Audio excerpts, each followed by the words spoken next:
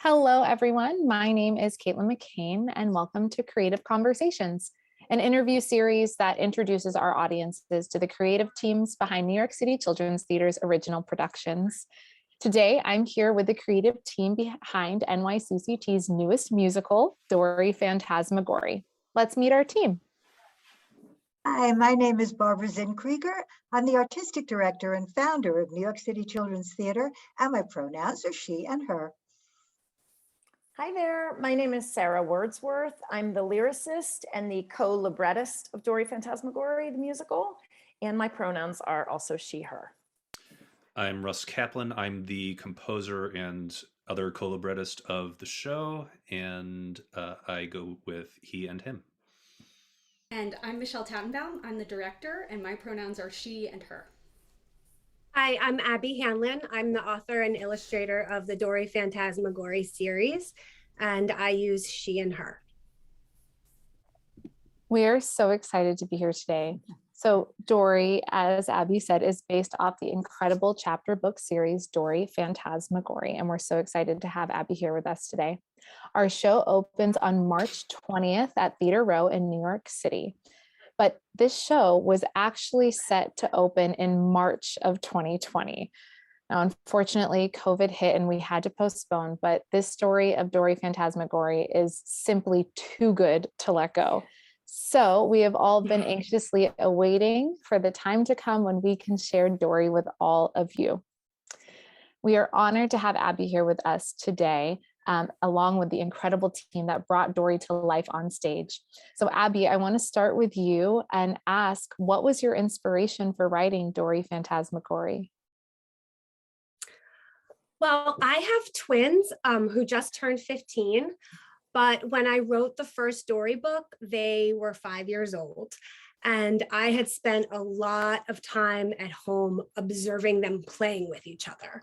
When they were about 2 years old, they played their first imaginary game. They could really only say a few words, but they used to pretend that they were their cousins. And they would call me my sister's name and my husband, my brother-in-law's name. And we thought it was pretty weird at the time because they were actually, my son was speech delayed. So they were using such little language to play this game.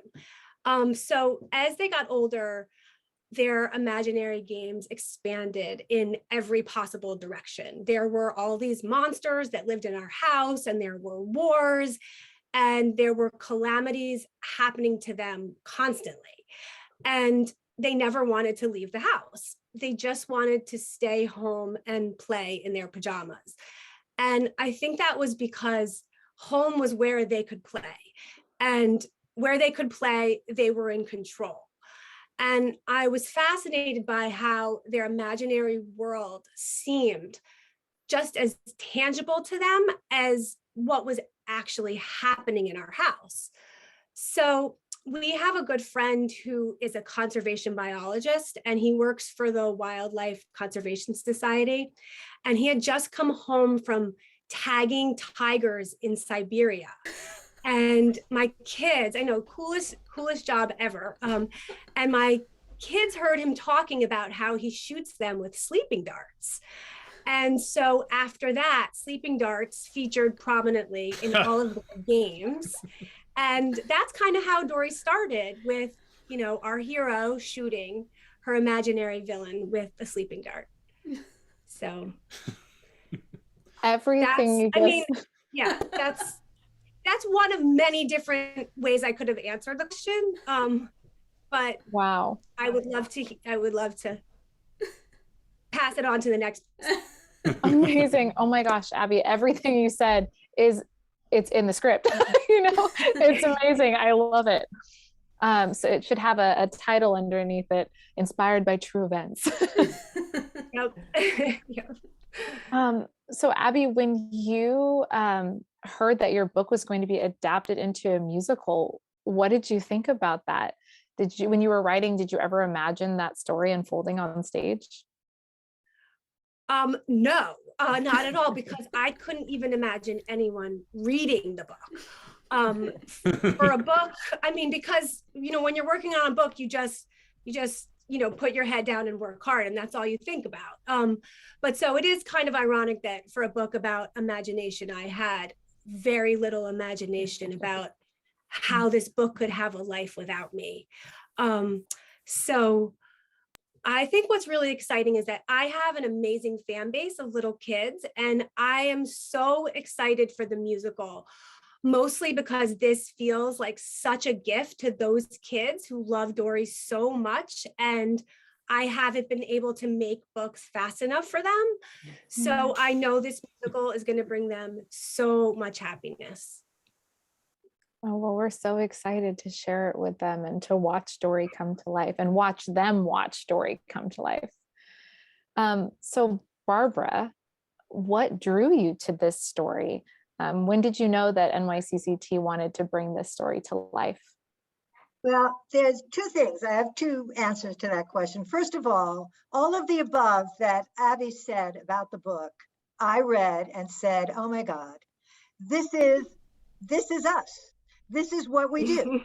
This is telling stories. This is making up wonderful, fantastic things. And this is a piece about family, imagination, siblings, creativity, all the things that I look for when I want to do a book. And I read them all, but it had to start, and I hope won't finish, with the first Dory book, because that's where you meet her.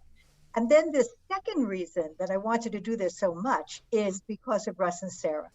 Russ and Sara in 2014 did Dear Albert Einstein for us, about a girl who imagines that she's having a relationship with Albert Einstein.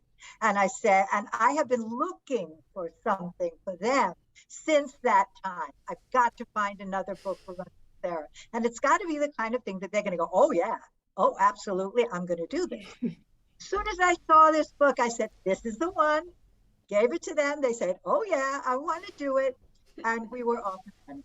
So I am thrilled that a favorite book and two favorite people that I've worked with wonderfully happily are back again in our family. And Russ and Sara, we're so excited to have you. So can you tell us about the writing process? So we know Barbara brought the book to you. How did you begin to adapt it into a musical? Where did you start? I mean, well, for me as the composer, one of the first things I think about is like, what is the sound of the show?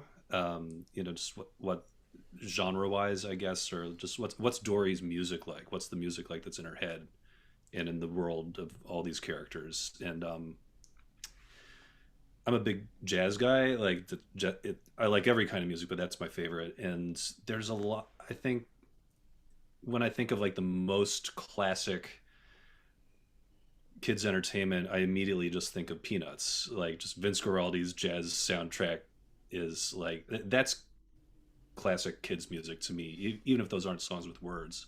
And one of the things I like about jazz is that it's like loud and crazy and fun, and so like that story and she's a bit of an agent of chaos, at least the way the other people see her in her world, her orderly family. And I thought, like, how great would it be if like their music is a little bit on the rigid side and has a, and every time she comes in, she just has like crazy drums, so that's where I wanted to jump off from, as far as just like finding the sound of her world in this show.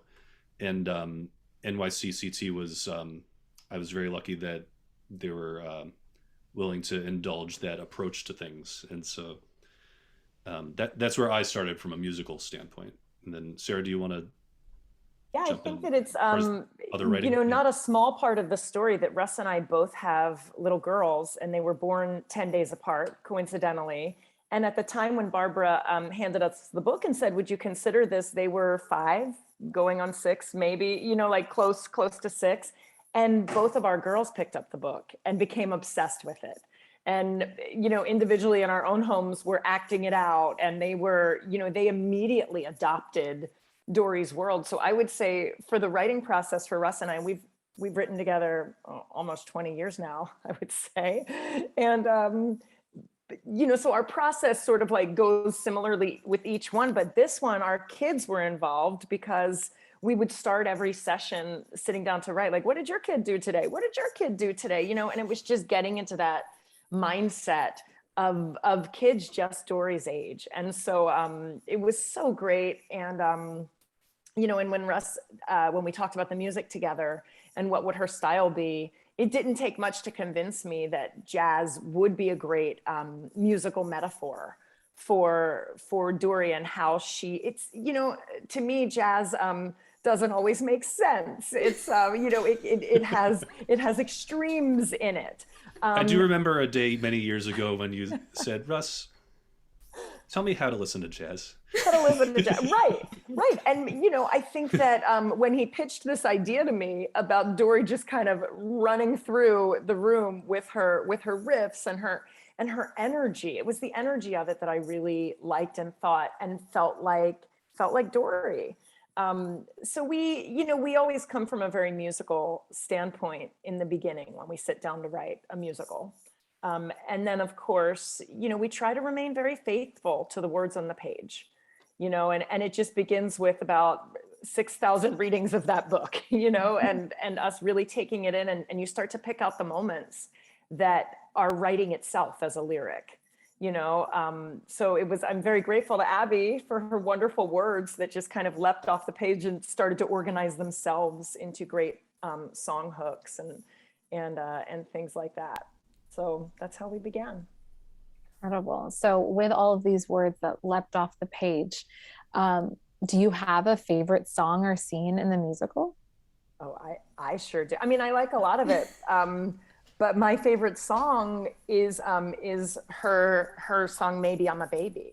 And there's this wonderful passage in the book where she says, maybe I am a baby. They call her a baby, and we turned that into her song. And along the lines of Russ saying about the Vince Guaraldi jazz, I just thought it was a hilarious idea to have this very, this child really stating how she feels about this statement when her brother and sister said, "You're a baby." And I love the exploration of that in her mind, inspired by Abby's words. And I really love that song. That's my fave in the show.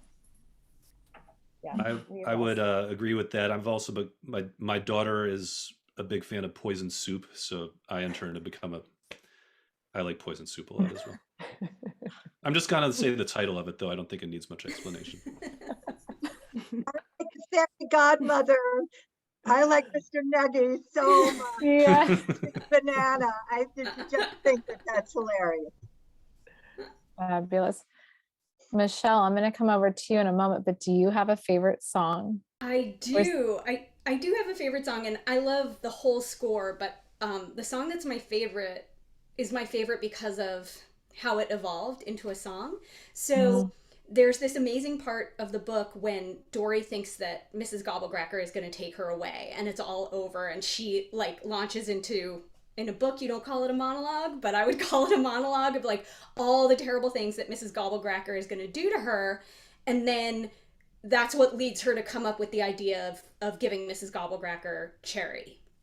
And so Sara and Russ wisely just copied and pasted that exact text from the book into the script because you could not make it better than what it says in the book.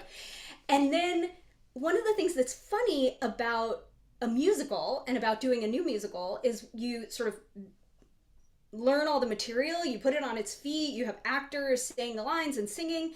And when we got to that monologue, it didn't have the power that it has in the book. It just didn't feel like it was high enough stakes for Dory. And so I said to Russ, I was like, what if you put this to music? And he wrote this crazy opera aria. It's not jazzy at all, actually. I know we've been talking about the jazz High drama. but it is she is just opera level. And it's the exact words that you wrote, Abby, but she's just launching into it with desperate musicality, and I think it is so funny and it feels so right for where she is, and it grew out of the amazing creative process of building the production together.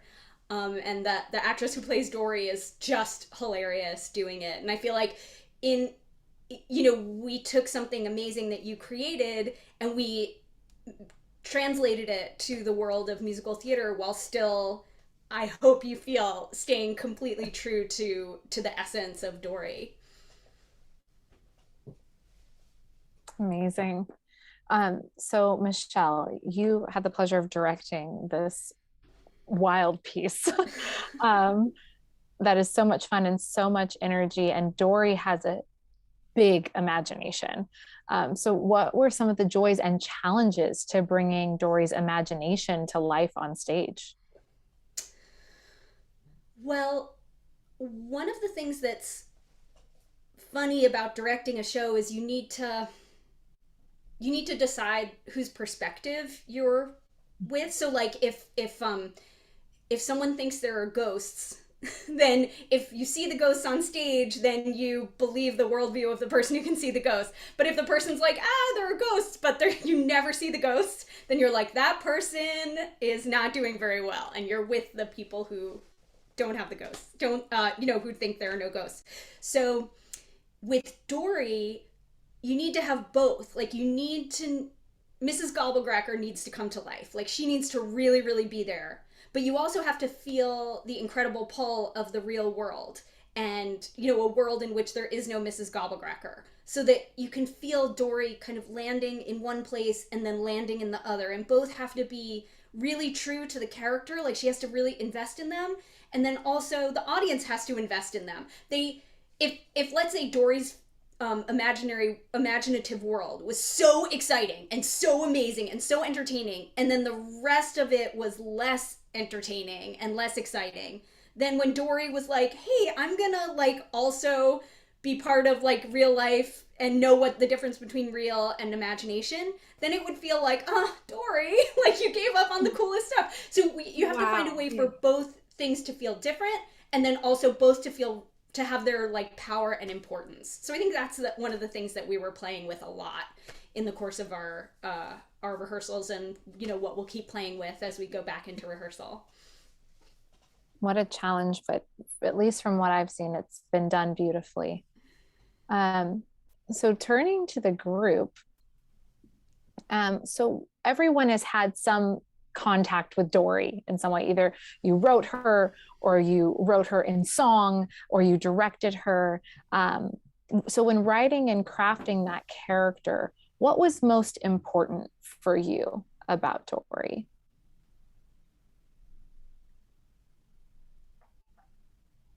Who starts? Do I start? Anyone. Yeah, go for it, Abby. Okay, I'll start. Okay, well, I wanted to create a funny and realistic portrayal of what it feels like to be 6 years old. I really didn't set out to or want to create a mischievous character. I wanted Dory to be silly and scruffy and energetic. And I knew that there was a really delicate balance to creating this character, because I wanted her to be wild and irascible, but I also had to keep veering her away from bratty and towards being lovable. And I think, just as much as anything else, I really wanted her to be highly relatable. I wanted kids to feel seen and understood and connected when they picked up the book. So those were my kind of guiding principles. I agree with you, Abby. And we had a wonderful experience with a workshop that we did all those moons ago when we thought we were going to do a show, in which we had kids come to the workshop. And for me, the big deal of a show and why I want to do it is that the kids see themselves on stage, relate to the character on stage, want to know what's going to happen, take it home with them, and hopefully always take the book home with them, because literacy is extremely important to New York City Children's Theater. And we had that. We had Russ and Sara's kids there, and we had some of their friend kids, and the kids just were all over it. They just loved it. And so I knew that we were in business with our audience. And for me, that's the most important thing. Yeah, I just want to third that, I guess. Everything that Abby and Barbara said is so important. And it's one of the reasons I actually love collaborating with New York City Children's Theater is that we don't pander to children. You know, we really, in fact, in our original interview way many years ago with Barbara, and Russ and I thought it was a trick question, but she said, what's the difference between writing for children and writing for adult audiences? And we kind of looked at each other thinking, is this a trick? And we were like, nothing, question mark, is that the right answer? She said, that's the right answer. So, you know, what excites me is a truthful portrayal. And also what really excites me always, Russ and I do a lot of adaptation, and I actually love adaptation. It's so nice to see Abby here, because what matters to me is when you're adapting something and the fans of it that already have a relationship with it don't feel that you've veered and don't feel that you've betrayed them. And so I'm really hoping that we were able to gather, you know, to get the essence of who Dory is in song. I think they're going to be so thrilled. I think the essence and spirit of the book is, I mean, I can't wait to hear the music, but from the script, I mean, you guys just nailed it in so many ways. I was so happy to see parts that were just like straight from the book, and then the new stuff that you wrote, just so funny. And I love the way you portrayed a modern family and the modern parents, and just the realities and humor of parenting so beautifully. So thank you. That means a lot. Thank you. Yeah. Well, speaking of parenting, it sounds like being a parent was a big influence on this work. We've heard a little bit about it, but does anyone else want to talk about how being a parent influenced your work on this piece? Michelle too is a parent. I am. Girl. I am. It's funny, you know, this, I've been thinking about how this process has, you know, normally in theater, when you say this process has been going on for so long, it's like a bad thing. But in the case of this show, it's sort of magical that we're coming back to it after the pandemic delay. And I think when I my very first conversations about this piece, my daughter was maybe 7 or 8. And she loved these books, although she was a little, you know, getting a little older for them. And now she's in 7th grade. So I'm like thinking about being a parent, and now that time feels like so long ago. But I think that, you know, with parenting a preteen or any child, like, you just want to give them what they need. And so I think when the thing that strikes me so deeply as a parent about this story is that, of course, each of these 3 children needs something very different from their parents. And for the parents, it's much easier to deliver to Violet and Luke what they need. Like, it's very intuitive for them. And it's not intuitive for the parents to give Dory what she needs. And so I think probably for every parent, there are moments where you're like, oh, I know exactly what my kid needs. Here you go. And your kid's like, oh, great. That's just what I needed. And then there are the times where you're like, I don't, and you just sort of like cannot figure out what the target is. And so that the show and the book depict that so beautifully. And I think we all kind of experience that in our parenting lives. As a parent, we also drew the parent stuff from it, right? Sorry, Abby, I didn't mean to cut you off. yeah, no, good. Do you want to continue? No, I was just going to say that you had mentioned the parents, and Russ and I just kind of like spitballed a lot of, you know, we really had these mock conversations with each other as the parents, you know, like we were sort of improving some of this stuff. So that's how being a parent influenced that as well. You know. Well, the parent dialogue feels just as authentic as the kids, I have to say. Well, for me, I used my kids really not just as inspiration, but also as writers and editors and art directors on the books. And, you know, they were really involved in actually every step of the process of making the books. And so I always thought of the books coming from our team of 3. And I have always been highly dependent on them. So I think when people say, oh, it feels authentic, you know, I would say that's because it is. So it really, yeah. So parenting was a big part of the process. So there will be plenty of parents with their children and families coming to this show. So what do you want families and siblings to walk away with thinking about after seeing Dory Fantasmagory on stage?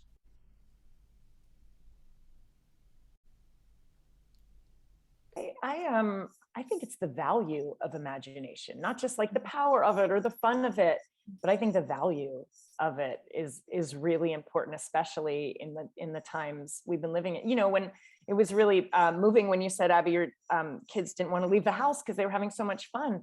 I found during the pandemic, my daughter was often the same. It was a weird break from life, you know, as frenetic as it was, and that I really, for all the craziness that the pandemic brought, it was also nice to be home. And I just want, I hope that people walk away with the value of imagination and as family play too. I think that Violet and Luke really realize the value of imagination. You know, you could take it to today. They could be stuck in their cell phones, you know, or whatever, or playing games. And all of a sudden, this crazy baby sister shows them how wondrous it is to just go with what imagination is and play and enjoy. And I think that that's important, because there'll be kids in the audience who will say, oh, I'm Dory. And there'll be kids in the audience who say, what? Oh yeah, just like my little sister. And they can learn something. I love it when kids can walk away and learn something. And what they can learn is how much fun it is to play and be imaginative. I agree. I want them to walk away and play at the same time. I've had so many kids and parents tell me that they use the Dory characters now in their games. And I've also had them tell me that after reading the books, they've created their own new characters and imaginary friends and monsters and enemies and you name it after reading the books. And that makes me so happy. One time I was at a school visit and a kid raised his hand during the Q&A. And he asked me so sincerely, I have one question. How did you make up a story that wasn't already a book or a movie? And I was like stunned by this question because, of course, I never thought about it that way before. And, you know, I was saddened by it. But I realized, of course, that the answer is play, and play is where you develop your imagination. And without play, then you might end up feeling like, where does this come from? It's in theater, in improv in theater, we play this game called Yes and I'm sure many of you have heard of it. But you are supposed to, you know, take whatever your scene partner says or does, and you're just supposed to affirm it and then add on something else. And it's a structure for playing with one another on stage and building an imaginary world together on stage. But I think, you know, obviously I want to hop on to the, like, use your imagination, but I also think it's partly about like taking in what other people are offering and like not just saying like it's me and it's what I am it's my imagination that's the most important, but that playing and sharing an imaginative world with others, and especially others who are different from you or have a different point of view, is like so much better than pretending alone. And, you know, listening carefully and investing in the worlds of other people is really an amazing way to live. I feel like the grown-ups will take that away too. I'm hoping they do. I mean, yeah, as far as the value of imagination and also the value of a young person's view on the world, you know, that they're like, we may consider it naive, but is it less important? Of course not. And just the importance of seeing the world through a child's eyes, whether it's in a realistic way or an imagination-based way. So. Well, it's just so aligned, as Barbara said, with our mission as an organization to promote imagination and play, and through literature. It's a perfect combination. And I'm so excited too for the grown-ups, Russ. I love that you added that, because my favorite thing is when I see a show for young people and I am just as entertained, and that's such a gift for family theater. And I think Dory's going to do that a million times over. We've got time for one more question here. So our final question, and this is for everyone. Dory explores so many themes and lessons like we just spoke about, but what is your favorite take-home theme from Dory? Barbara, do you want to start? Well, I think we said most of it, but the thing that is always going to have to be treasure your imagination. We all have it. We all start with it, and some people lose it. And maybe a parent in the audience might have lost it, and maybe we can help them find it again. So I think that's what I would love everybody to take away. Treasure your imagination. Thank you. I think similar to that, cultivate imagination in your children. I would like to, just add on to the kids treasuring their imagination, and also the families cultivating it. Thank you. I would say similar. I don't think there's a way to answer this without talking about imagination, but that I think it's a great source of strength and connection, and it's free, and it's portable, and it's universal. Love that. Free, portable, universal. I think also you can conquer your fears. Your fears don't have to run your life. And it's okay that they exist, but you can also learn to live with them and move forward and not let them control you. And maybe similar to that, that you can have a world of your own and balance it with everybody else's world. If you have a different way that you see things, like, that's fine. Don't the haters bring you down. Like you and jazz, Russ. Like me, there are other people who like jazz, Sarah. I'm not the only one. But maybe. I like your jazz. Everyone, thank you so much for this engaging, exciting, imaginative conversation. I was already excited for Dory, and now I'm just 10 times more excited. So thank you so much. Thank you for sharing this with our audiences.